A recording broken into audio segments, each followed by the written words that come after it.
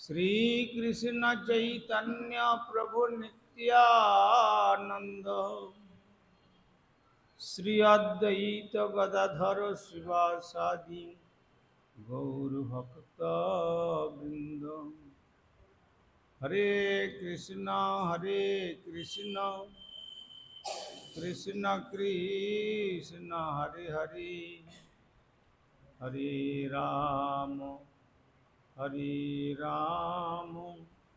राम राम हरि।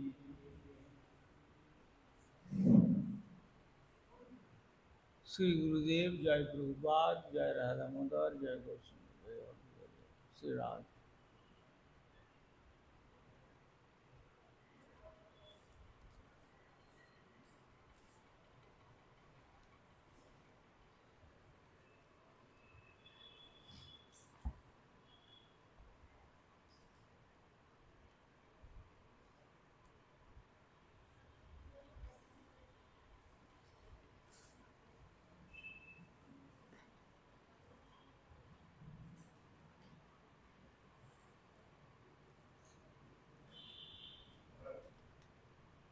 আমরা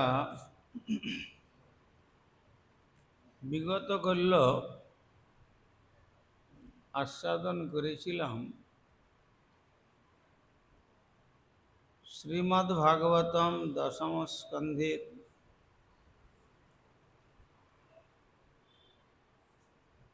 ত্রয়োবিংশ অধ্যায়ের চতুর্থ শ্লোকে আমরা আস্বাদন করেছি গোপবালকগণের প্রার্থনাতে বেদজ্ঞ ব্রাহ্মণগণ স্বর্গে উন্নীত হবার কামনায় এখন আঙ্গিরস যজ্ঞের অনুষ্ঠান করছেন। সখাদেরকে শ্রীকৃষ্ণ এই কথা বললেন, তোমরা সেই যজ্ঞস্থলে যাও, গিয়ে তোমাদের কথা তাই প্রার্থনা জানাও।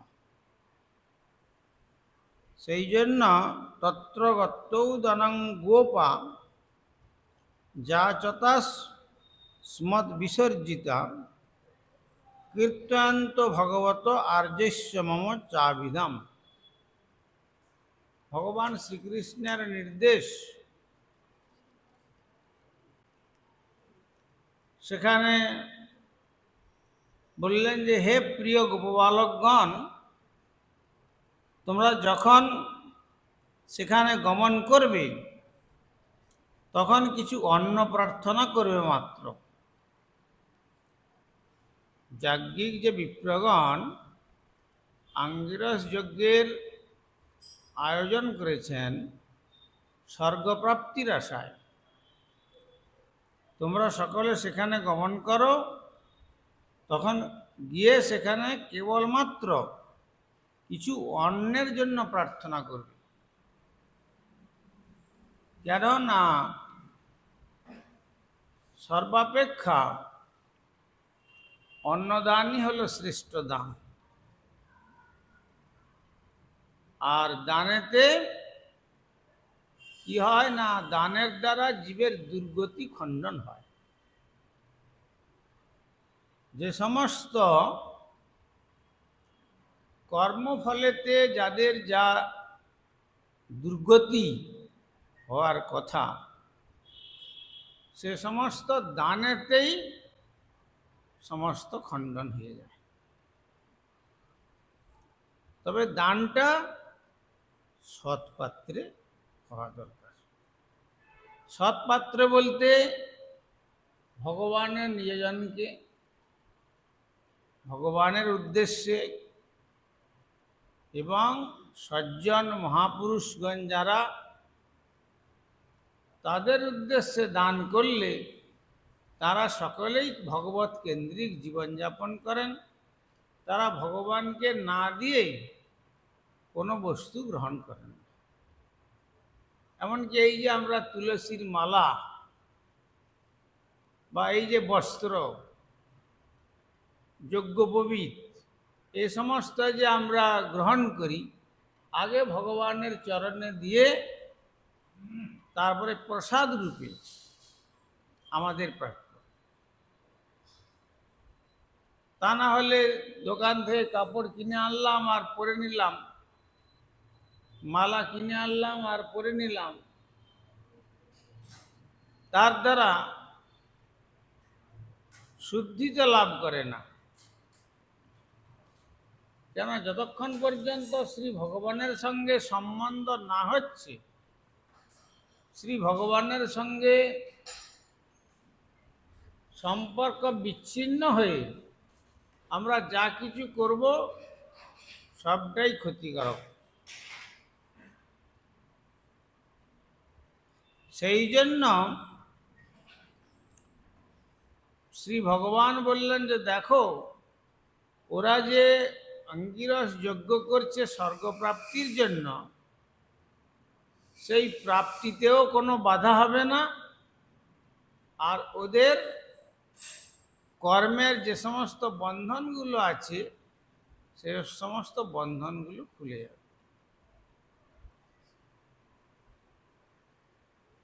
সেদিন বলেছিলাম যে কবীর দাস বলছেন, দান দিয়ে তো দান नहीं ঘটে, कहे गए দাস কবির। দানটা প্রদান করলে কি হয় সৎপাত্রে, সেখানে এক গ্রাস যদি দান করা যায় সেখানে 1000 গ্রাস তার লাভ হয়। যেমন সুদামা বিপ্র সামান্য চিপিটক চিড়ার কোনা, ফ্রেশ চিড়াও নয়, সে ধানের মাথাযুক্ত খোসাযুক্ত যে টুকরোগুলো, যেগুলো ধানকে চিড়া করে ফেলে দেয় লোকে বা গরুকে দিয়ে দেয়, সেই বস্তু সুদামা বিপ্রের পত্নী চেয়ে নিয়ে আসলেন। কেন না, বন্ধুর সঙ্গে দেখা করতে যাবেন আর সেখানে খালি হাতে কি করে যাওয়া যাবে? কেন?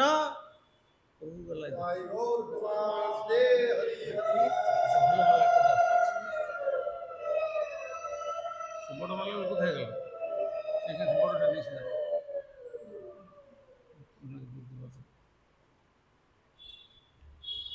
সামান্য চিপিটক, কথাটাই বা শুনতে কেমন লাগছে?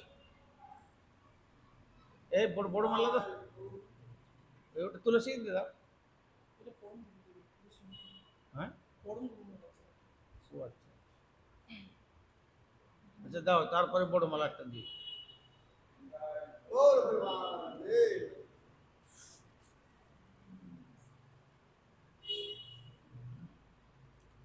তো সেখানে সামান্য চিপিটক, যিনি দ্বারকাধীশ, দ্বারকার রাজা,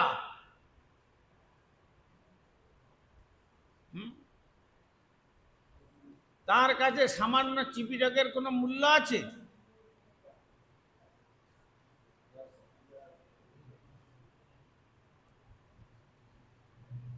তার কাছে সামান্য চিপিটকের কোনো মূল্য নাই।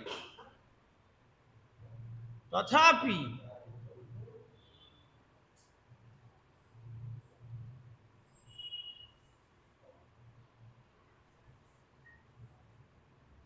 তথাপি শ্রী ভগবানের দরে, তিনি তো ব্রাহ্মণ, ব্রাহ্মণ তবু জগৎকে শিক্ষা দিচ্ছেন যে রিক্ত হস্তং ন পশ্যেৎ তু দৈবজ্ঞং ভেষজম গুরুম। কখনো গুরুগৃহেতে খালি হাতে যেতেনি। কখনো শ্রী ভগবানের মন্দিরে খালি হাতে যেতেন, আর কখনো গুরু বৈষ্ণব মহাপুরুষের কাছে খালি হাতে যেতেন। দৈবজ্ঞং ভেষজম গুরুম। কেন না, খালি হাতে যদি যায় মানুষ, তাহলে সে যে ভগবানকে না দিয়ে জিনিসগুলো গ্রহণ করছে, গীতাতে বলেছেন সে একজন চোর হয়ে যায়। স্তেন এব সব। সুতরাং তার চৌর্যবৃত্তিটা মুখ থেকে সে মুক্ত হবে যদি ভগবানের দ্রব্য কিছু ভগবানের উদ্দেশ্যে এসে মন্দিরে অর্পণ করে।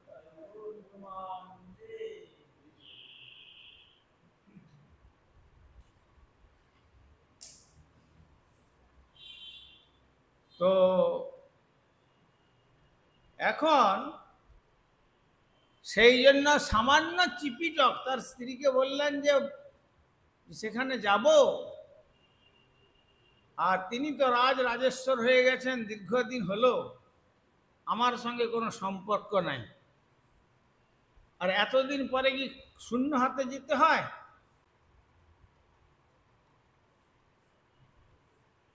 আর তিনি এখন দ্বারকার ঈশ্বর, রাজা, মহারাজা, দাস দরবার,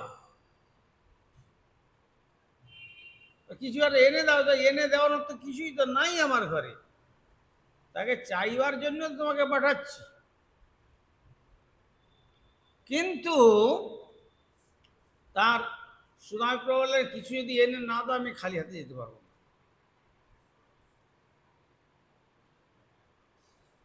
তখন পাশের বাড়িতে ভিক্ষা করতে গেলেন। বেশিরভাগ লোকে ভিক্ষায় জিনিসগুলো ওই উড়াখই গোবিন্দায় নম করে, মানে যেটা আমাদের হরিদাসবাবু বলতেন প্রায়, যে বাতাসে খইয়ের ঝুড়ি থেকে উড়ে যাচ্ছে, যাক এমনি কেন উড়ে চলে যায়, নষ্ট হবে, যা শ্রী গোবিন্দায় নম, মন্ত্রটা তো বলে দিই অন্তত। সেই রকম খারাপ জিনিসগুলো ফেলে তো দেবে, সেইগুলোই বেশিরভাগ লোকের দেয়। কিন্তু যারা সৌভাগ্যবান, যারা সুকৃতিবান, যার পারমার্থিক কিছু সুকৃতি আছে, সে জানবে যে না, ভগবানের জন্য বাজারের মধ্যে সব থেকে সেরা জিনিসটা, সেটা ভগবানের জন্য নিতে হবে। নাহলে জামাই ষষ্ঠী আসলে বাজারের মধ্যে 200 টাকা ডজনের কলা যাবে, আর কৃপণ মানুষ ভগবানের জন্য সে একবারে শুটকে কলা যদি 2 টাকা ডজন হয়, তার খসাটাই বেরিয়ে চলে যাবে সব, এই সমস্ত নিয়ে যাবে। এই হচ্ছে বহির্মুখ জগতের আকর্ষণ আর ভগবত উন্মুখ জীবের আকর্ষণ, এইটাই পার্থক্য। এই জন্য এখানে সুধা বিপ্রকে দিয়ে ভগবান শিক্ষা দিচ্ছেন জগৎকে, যে তুমি কিছু চেয়ে নিয়ে এসো, তুমি আমাকে কিছু দাও, সেটা নিয়ে যাব। অন্ন দাও, বস্ত্র দাও, ফল দাও, ফুল দাও, মালা দাও, এই সমস্ত কিছু দাও, কিছু নিয়ে যাই। তো তখন তিনি ওই চিপিটক ভিক্ষা করে নিয়ে আসলেন এক মুষ্টি, একবারে জরাজীর্ণ কাপড় আর মলিন বসন, তার মধ্যে অর্ধেকটা উত্তরীয় ছিঁড়া ছিঁড়া হয়ে চলে গেছে, আর অর্ধেকটা আছে, তার মধ্যে কোন রকম করে একটু ওই গিরো দিয়ে বেঁধে দিলেন, খুব শক্ত করে বাঁধলেন না, যদি আবার ফেটে যায়। নিয়ে এখন বহু কষ্টে গিয়েছেন, তো হেঁটে হেঁটে হেঁটে হেঁটে সেই কোথায় বৃন্দাবন আর কোথায় সেই পোরবন্দর, দ্বারকা আর পোরবন্দর। তো সেই স্থানে যাওয়ার পরে যখন দ্বারে গিয়ে বলছেন যে আমি ভিতরে যেতে চাই, একবারে হাড় কখানা আছে, চামড়াগুলোর ভিতর থেকে হাড় গোনা যাচ্ছে, আর মলিন বসন, গরিব ব্রাহ্মণের যা হয় দশা। তো তখন দ্বারে গিয়ে বলছে, দ্বার ছাড়ো, আমি একটু যাই। কোথায় যাবে?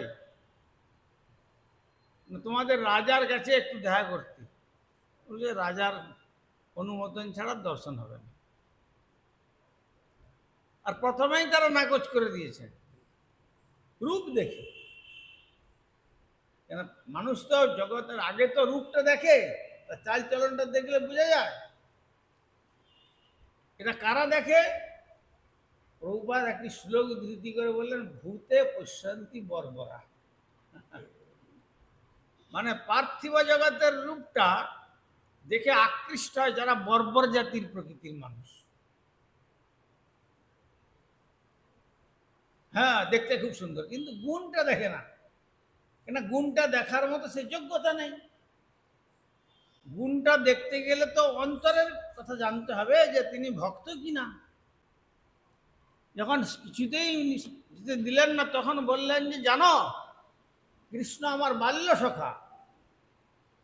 একটু জোর গলায় বলেছেন, কৃষ্ণ আমার বাল্য সখা, আমি তার সঙ্গে দেখা করব।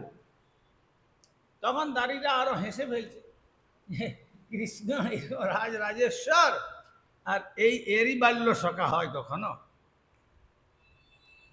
সবটা পরিহাস করে উড়িয়ে দিচ্ছেন তারা।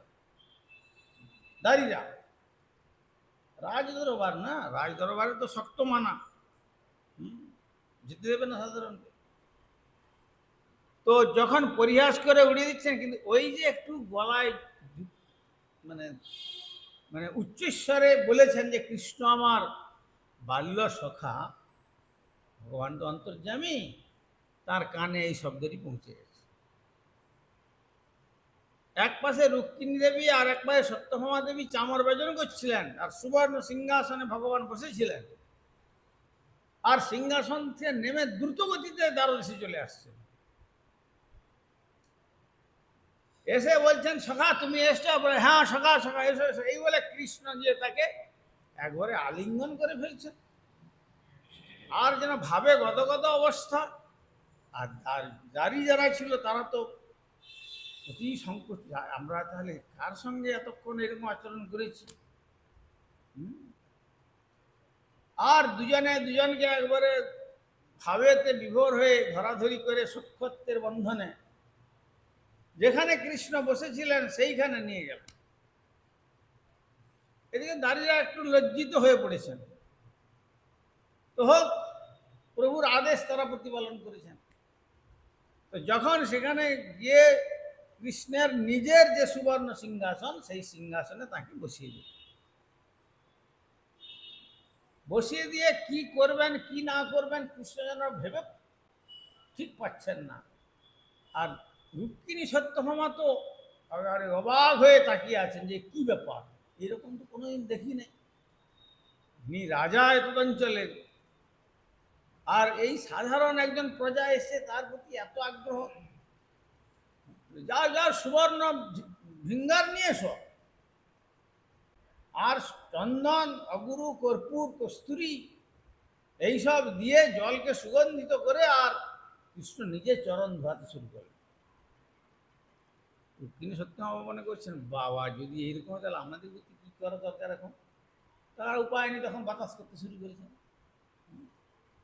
আর চরণ ধৌত করে তারপরে চরণামৃত একটুকু মাথায় নিলেন। মাথায় নিয়েও ভগবান শান্ত হতে পারলেন না, একটু মুখেও নিলেন।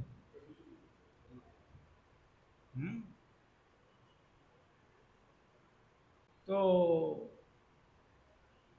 তখন সুদামিত্র তো নিজে খুব লজ্জিত হয়ে পড়েছেন, এইরকম আচরণ করছেন।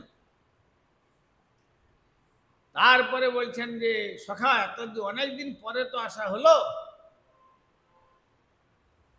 তো অনেকদিন দেখা সাক্ষাৎ হয় নাই। সেই গুরুদেব সন্দীপনী মুনির আশ্রমে যা দেখা হয়েছিল, তার থেকে বিচ্ছিন্ন হয়ে গেছি আমি, আর তুমিও চলে এসছ। আর আমি আর কি বলবো। ভগবতস্য হরণং হি জীবস্য দারিদ্র্যস্য কারণম। ভগবানের যারা বস্তু অপহরণ করে, ভাগবত বলছেন, যারা ভগবানের বস্তু ভগবানকে না দিয়ে অপহরণ করে, বলছে তার কারণ তার জীবনটা হয় কি না একবারে দারিদ্রতায় ভরে যায়। সেটা আমি বুঝতে পেরেছি। কেন না, গুরু মাতা যখন আমাদের জঙ্গলে কাষ্ঠ আহরণের জন্য পাঠিয়েছিলেন,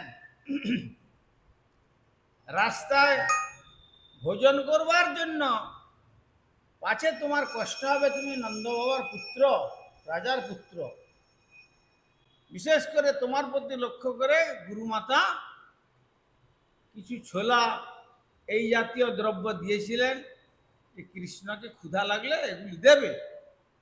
কিন্তু সন্ধ্যার প্রাক্কালে যখন প্রবল ঝড় বর্ষা, বিদ্যুৎ চমকাচ্ছে, তখন আর কি উপায় করা যাবে, গাছের উপরে উঠে কোন রকম করে গাছের ডালপালাকে ধরে আর তার থেকে নিজেকে রক্ষা করছে। আর মাঝখানে ক্ষুধার্ত হয়েছিলাম বলে, আর সেই দেওয়া জিনিস যে তোমাকে দেওয়ার কথা, তোমাকে তো দিই নাই, আমি সব খেয়েছিলাম। ভগবতের সব অপহরণ হলো। হ্যাঁ, আমরা মনে করি যে ভগবানের জন্য টাকা পয়সা দিচ্ছে লোকে, ঠিক আছে, এর থেকে কিছু রেখে দিই নিজের পকেটে। কিন্তু পরিণামটা কি হবে? বলে পরিণাম, আমার পরিণাম কি হয়েছে জানো সখা?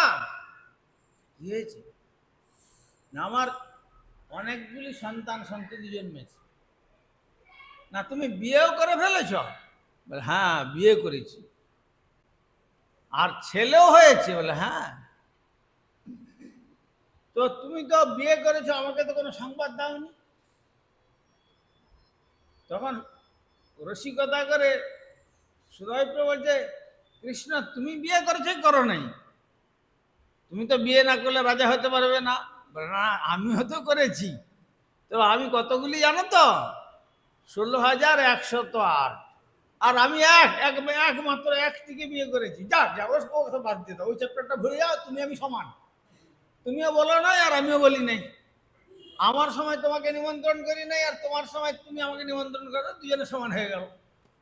তো বেশ, তো কি হয়েছে না, সেই ছেলেদের এই প্রখর শীতের মধ্যে একটু বস্ত্র দেওয়ার মতো আমার ক্ষমতা নেই। সকালবেলা যজ্ঞ করি, আর সেই যজ্ঞের যে ভস্যগুলো থাকে, সেই ছেলেগুলোকে একসঙ্গে শুয়ে দিয়ে তার মা তাদের গলাটা পর্যন্ত একবারে ভস্যেতে আবৃত করে দেয়, একটু গরম লাগে। এই যে সাধুরা যে ভস্য মাখে, বা শঙ্কর তিনি তো মৃত্যুঞ্জয় চিতা ভস্য মাখতেন। তো ভস্য মাখলে কি হয়, ভস্য যখন গায়ে মাখা যাবে তখন কিন্তু শীতটা কম লাগে। আর এক প্রকার শিকড় আছে, যে শিকড়টাকে এই জানুর কাছে চামড়ার মধ্যে চিরে দিয়ে যদি ঢুকিয়ে দেওয়া যায়, দিয়ে সেলাই করে দিয়ে দেওয়া যায়, তাহলে শীত গ্রীষ্ম বর্ষা ক্ষুধা তৃষ্ণা কোনোটাই তাকে বাধা প্রদান করতে পারবে। যাকে তো এই হচ্ছে দশা। আচ্ছা বলবো সখা, বেশ তোমার দশা বুঝলাম। তো তুমি এতদিন পরে যখন এসেছ, भाभी जी ने कुछ भेजा है हमारे लिए?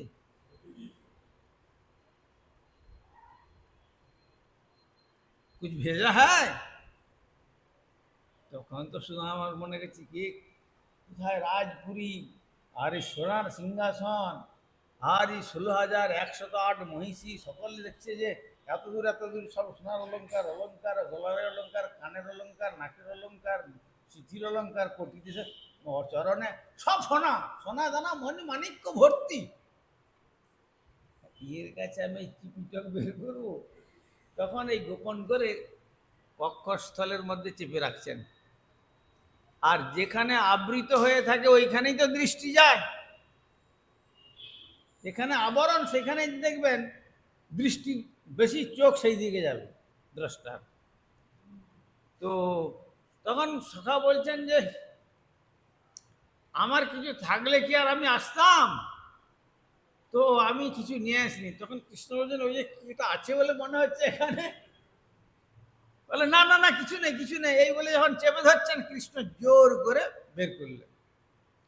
বের করতে গিয়ে তার মধ্যে সুদামা বিপ্রের ঘাম বেরিয়ে গেছে, মানে চিপিটক আর ঘাম সব একসঙ্গে মিলে একটা দলা হয়েছে, একটা কি একটা যেন রূপ হয়েছে। আর সেইটি খুলে ভগবান পরপর 2 গ্রাস খেলেন। হ্যাঁ, যখন 2 গ্রাস খেলেন তখন কৃষ্ণ বলছেন, রুক্মিণী সত্যভামা বলছেন, ঠাকুর এ তোমার খাদ্য নয়, তুমি আর যদি খাও তা এরপরে আর আমাদেরকেও দ্বারকায় থাকতে হবে না, আমাদেরকেও পাঠিয়ে দিবি। ওই যে 2 গ্রাস পেয়েছেন মানে কি করেছেন, ওই যে দান দিয়ে তো দান নেই ঘটে, যখনই ভগবানকে দিয়েছেন ওই প্রথম গ্রাসেই ওখানের তার সেই পর্ণ কুটির টুটির সব উদা হয়ে গেছে, বিরাট রাজপ্রসাদ হয়ে গেছে। আর দ্বিতীয় গ্রাসে ভগবানকে দেওয়া হচ্ছে, আর দ্বিতীয় গ্রাস যখন তিনি নিচ্ছেন সেখানে তার পত্নী এখন রাজরানীর মতো হয়ে গেছে, তার বাবার হাজার হাজার পরিচারিকা, সব তাদের সমস্ত অলংকার আদি দিয়ে সে মানে এমন হয়ে গেছে, তখন সুদামার আর কুটির নেই, সেটা সুদামাপুরী হয়ে গেছে। এখনো আমরা পোরবন্দরে গেলে দেখতে পাই, কেউ বলবে না সুদামা কুটির, সুদামাপুরী। যেমন জগন্নাথপুরী তেমনি সুদামাপুরী হয়ে গেছে, এটি ভগবানের অতি ভক্তের। তো এখন ওই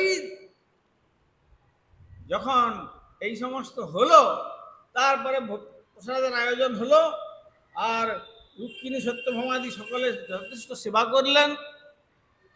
তারপরে বলছেন যে তাহলে সখা এখন যাই, আবার আসবো। বলো অনেকদিন পরে আসলে আর তুমি এখন চলে যাবে, একটু কয়েকদিন থেকে গেলে হতো। বলে না, এখন এবার যাই, আবার আসবো। আস্তে আস্তে মনে করছে, আচ্ছা আমাকে যে পাঠিয়েছিল তো কিছু চাওয়ার জন্য, কিন্তু আমি তো চাইতে তো পারলাম না, আর চাইবো যে এত দারিদের কাছ থেকে আমাকে যেভাবে নিয়ে গেলেন উনি, তার কাছে চাইলে তো আর আমার মর্যাদা থাকবে না, তাহলে সখ্যের প্রীতি কি করে থাকবে। আর ভাগবত বলছেন, সুদামার কি বলছেন মনে মনে, কাহং দরিদ্র পাপিয়ান কহ কৃষ্ণ শ্রী নিকেতনম ব্রহ্মবন্ধ রীতিস্মাহম বাহুভ্যাং পরিরম্ভিত। কাহং দরিদ্র, কোথায় আমি দরিদ্র পাপী ব্রাহ্মণ, আর কহ কৃষ্ণ শ্রী নিকেতনম, কোথায় শ্রীকৃষ্ণ আর তার এই ঐশ্বর্যের বৈভব, রাজরাজেশ্বর, আর আমি ব্রহ্মবন্ধ ব্রহ্মনাধম, তথাপি অধম ব্রাহ্মণ হলেও তিনি আমাকে বাহু দিয়ে আলিঙ্গন করেছেন, এর থেকে আর কি প্রাপ্তি থাকতে পারে। ঠিক হয়েছে, আমি যে চাই নাই, বরং আমার নিজের মর্যাদা আমি নিজে রক্ষা করে এসেছি। কিন্তু ভগবান তো জানেন সব অন্তর্যামী, ব্যাস ওই 2 গ্রাস নিয়ে তার সেই গ্রামটারই রূপ বদলে দিয়েছেন পুরো। তারপরে যখন হেঁটে হেঁটে এসে যখন দেখছেন, তখন সুদামা চিনতে পারছেন না যে তার কুটির গেল কোথায়, পত্নী গেল কোথায়, ছেলেগুলো গেল কোথায়। বিরাট রাজপ্রাসাদ, এইখানে তো নয়, এটা তো নয় মনে হয়, এখানে তো আমি আমার কুটির ছিল, কিন্তু কি হলো এসব এত বড় প্রাসাদ হয়ে গেছে। এইভাবে যখন তিনি চিন্তা করতে পারছেন না, বলছে যদি আবার ভিতরে ঢুকে গেলে যদি কোনো রাজবাড়ি হয় বা কিছু হয়, যদি আবার সেখানে রাজকর্মচারী যদি কোনো কিছু অপমান করে, সেদিকেও ভিতরে ঢুকতে পারছেন না। পথ দিয়ে পথিকরা যাচ্ছিলেন, পথিকদের জিজ্ঞাসা করলেন, আচ্ছা বাবা বলতে পারো এখানে একটা যে পর্ণ কুটির ছিল, একটা গরিব ব্রাহ্মণ দম্পতি থাকতো ছেলে মেয়েদের নিয়ে, খুব গরিব, সে সেই ঘরটা কি কেউ তুলে ফেলে দিয়ে এইভাবে কি জবরদস্তি কেউ জবরদখল করে এইরকম রাজপ্রাসাদ বানিয়েছে না কি বলতো? গেল কোথায় সে কুটিরটা? বলে সে কথা তো আমরা জানি না। সেই তার যে ব্রাহ্মণ ছিল সে কোথায় চলে গেল কয়েকদিন পরে, তারপরে একদিন রাত্রিতে আমরা দেখলাম যে এইরকম জিনিস হয়ে গেছে। তার মানে ওই দ্বারকা পর্যন্ত যেতে যা সময় লেগেছে, ওই যে গ্রাস খেয়েছেন, ব্যাস এক গ্রাস খাওয়ার পরে এত সব হয়ে গেছে। দ্বিতীয় গ্রাস মানে এইরকম অবস্থা হয়ে গেছে। আর বলছেন যদি তৃতীয় গ্রাস তুমি খাও ঠাকুর, তাহলে রুক্মিণী হত্যা হবে, তাহলে আমাদেরকে আর থাকতে হবে না, আমাদেরকে সেখানে গিয়ে চাকরি করতে হবে, অতএব আর খেও না। তো সেই রকম কেন বলছি যে কথাটা এখানে না, দানে মানুষ মনে করে যে আমরা দান করলাম আর আমার জমা থেকে মনে হয় এটা মাইনাস হলো। না, দান দিয়ে তো দান नहीं ঘটে, কহে গে দাস কবি। কবিতা বলছেন দান দিলে কখনো কমে না, যতই করিবে দান তত যাবে বেড়ে। যেমন কুয়ার জল যদি বালতি বালতি করে তোলা হয়, যত তুলবেন দেখবেন তত জল আরো স্বচ্ছ হচ্ছে, খুব পানীয় হবে, স্বাদিষ্ট হবে। আর যদি বলেন যে না আমি আমার কুয়া খুঁড়েছি এত কষ্ট করে, এতটা খরচা করে, কাউকে জল দেবো না, আমি আমার রাখবো, রিজার্ভ রেখে দেবো, কুয়াকে যদি তালা দিয়ে বন্ধ করে রাখা যায় কি হবে? ওখানে জলটা কমতে কমতে জল আবর্জনাতে হবে, জল দুর্গন্ধ হবে, বাবার ব্যাং সাপ নানা রকম কীড়া মাকড় হবে, তারপরে কি হবে? শেষ পর্যন্ত জল শুকিয়ে হয়ে যাবে। আর যত তুলবে তত আরো স্বচ্ছ হবে। তেমনি দানটা, ধন দানেতে শুদ্ধি বলেছেন, দানে শুদ্ধি ধনম বেদেতে বর্ণনা করছেন। অর্থকে যদি আছে পরমার্থের সেবায় নিয়োগ করলে হবে কি, তার দ্বারা তার অর্থের শুদ্ধি হয়।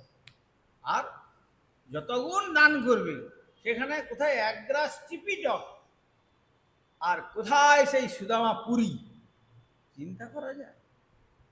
সেই জন্য এখন বলছেন ভগবান কি বললেন, শ্রী ভগবান এখানে বলছেন যে দেখো হে গোপবালকগণ, তোমরা সেখানে গমন করবে, আর গমন করে শুধুমাত্র একটু অন্য কিছু প্রার্থনা করবে, আর কিছু না, শুধু অন্নদান। অন্নদান মানে বিরাট, এই যে অন্ন ছত্র লোকে খোলে না, এ সমস্তের মানে পুণ্যের ফল তো প্রচুর পরিমাণ হয়। আর তার সঙ্গে সঙ্গে যদি অন্নদান ছত্রে যদি কোনো মহাত্মার সেবা হয়ে যায়, তাহলে তার দ্বারা কি হয়? স্বীকৃতি হয়ে গেল। আর সেই স্বীকৃতির ফল কি হবে? তাকে ভগবত রাজ্যের দিকে তাকে প্রেরণ করবে, তাকে আর তখন সংসারের মধ্যে আর তার প্রবৃত্তি রাখবে না। সে আস্তে আস্তে এক জন্মে হোক, পরে জন্মে হোক, তারপরে জন্মে হোক, ধীরে ধীরে অগ্রগতি হবে ভগবানের দিকে, কিন্তু পশ্চাৎগতি পদ হবে না, পশ্চাৎপদ হবে না। সেটা আমি আমাদের অতি স্তুতি নয়, আমাদের দীনদয়াল প্রভুকে দেখেছি, যেদিন মন্দিরে এসছেন কিছু না কিছু ঠাকুরের সেবার জন্য উনি নিয়ে আসেন। আজকে আমি বিকালে উঠে বললাম যে এইটা কি এখানে, না প্রভু এসছেন, নিয়ে এসছেন ঠাকুরের সেবার উপকার। আমি ওটা দেখেই বুঝতে পেরেছি যে হ্যাঁ উনিও এসছেন। তো যাই হোক, তো এটি মঙ্গলকর। সুতরাং তখন বলছেন তোমরা কিছু অন্ন প্রার্থনা করে মাত্র, যাচত অস্মাৎ বিসর্জিতা কীর্তয়ন্ত ভগবত আর্যস্য মম অভিধম। আর তাদের কাছে গিয়ে আমার জ্যেষ্ঠ ভ্রাতা, কে বলছেন? ভগবান শ্রীকৃষ্ণ বলছেন, আমার জ্যেষ্ঠ ভ্রাতা পরমেশ্বর ভগবান শ্রী বলরাম আর আমি শ্রীকৃষ্ণ, আমারও নাম তাদেরকে অবগত করাবে। আর বলবে যে তোমরা আমাদের কাছ থেকে গিয়েছ এবং শ্রীকৃষ্ণ এবং শ্রী বলরাম প্রেরণ করেছেন, আপনাদের এই যজ্ঞমণ্ডপে আমাদের কিছু অন্ন প্রদান করুন। এই বলে প্রার্থনা জানাচ্ছেন। বাঞ্ছাকল্পতরুভ্যশ্চ কৃপা সিন্ধুভ্যৈবচ পতিতানাং পাবনেভ্যো বৈষ্ণবেভ্যো। হরিহরয়ে নম কৃষ্ণ যাদবায় নম হরিহরয়ে নম আর যাদবায় মাধবায় কেশবায় নম।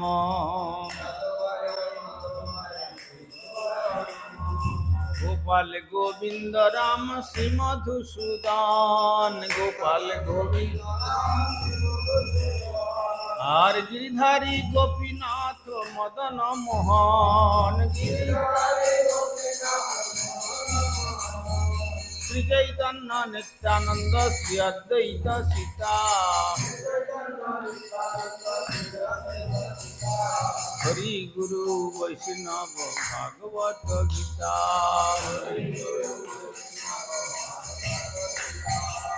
শ্রীরূপ সনাতন ভট্ট রঘুনাথ, শ্রীরূপ সনাতন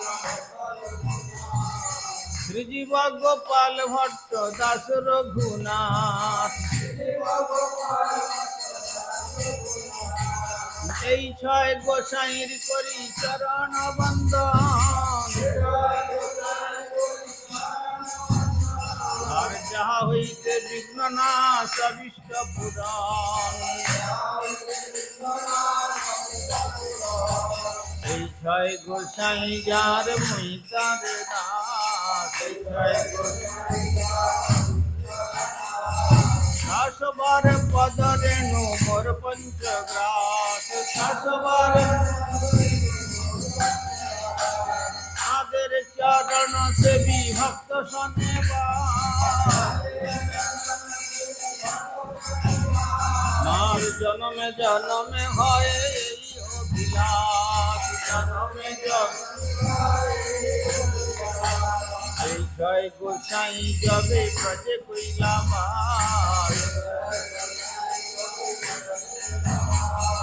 রাধা কৃষ্ণ নিত্য লীলা করিলা প্রকাশ, মনের আনন্দে বল হরি ভজ বৃন্দাবন। আমার গুরু বৈষ্ণব পদে মজাইয়া মন, আর গুরু বৈষ্ণব পাদ পদ্ম করিয়া। হরি নাম সংকীর্তন কহে নরোত্তম দাস।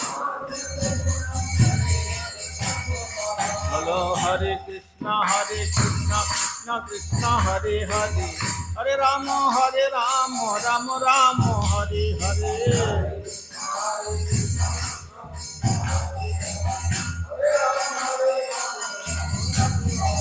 তাই গৌর হরি বল, হরি বল, হরি বল, তাই গৌর হরি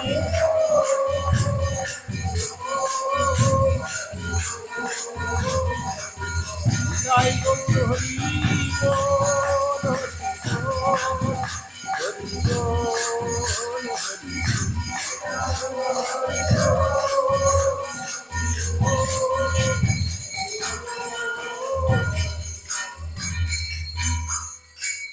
শ্রী শ্রী গুরু গৌরাঙ্গ গান্ধর্বিকা গিরিধারী শ্রী রাধা গোবিন্দ গোপীনাথ মদন মোহন, শ্রী জগন্নাথ বলদেব সুভদ্রা শ্রী শ্রী রাধা রাধারমন দেব धामेश्वर श्री गौर सुंदर, श्री जगन्नाथ देव श्री गिरिराज महाराज श्री श्री राधा दामोदर जी ग्रंथराज श्रीमद भागवतम तुलसी महारानी तथा संध्याकालीन भागवत अधिवेशन महामहोत्सव की जय। परमाराध्य श्री गुरुपाद पद्म विष्णुपाद श्री श्रीमद भक्ति कुमुद संत गोस्वामी ठाकुर की जय। जगत गुरु श्रील प्रभुपाद भक्ति सिद्धांत सरस्वती गोस्वामी ठाकुर की जय। सपार सचिरंदन श्री गौर सुंदर की जय। सपार श्रील प्रभुपाद की जय। श्री रूपानुग गुरुवर्ग की जय। ग्रंथराज श्रीमद भागवतम की जय। श्रोता भक्त वृंद की जय। जय वामदेव परम विशेष गुरुपाद पद्म कृपा पात्र श्री श्रीमद दीनदयाल प्रभु की जय, समागत भक्तवृंद की जय, श्री श्री निताई गौर प्रेमानंदे हरि।